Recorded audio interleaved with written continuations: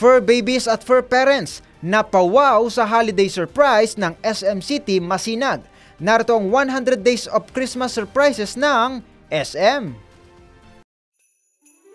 Karamihan sa mga tao ay mahilig sa mga hayop at tinatrato ang kanilang mga alagang hayop bilang mga pinahahalagahang miyembro ng pamilya dahil nagbibigay sila ng kasiyahan, pagmamahal at ibinabahagi natin sa kanila ang ating mga tahanan, pagkain at buhay.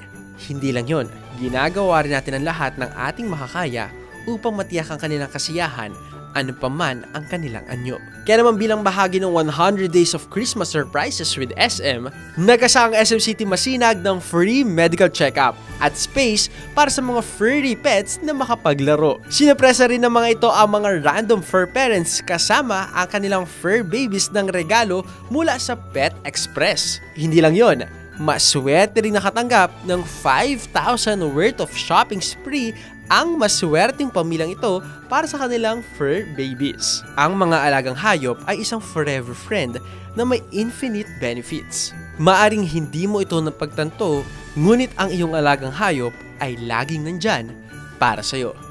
Gaya ng SM. At iyan ang special report. Ako si AJ Castro, nagbabalita ng tama, naglilingkod ng tama.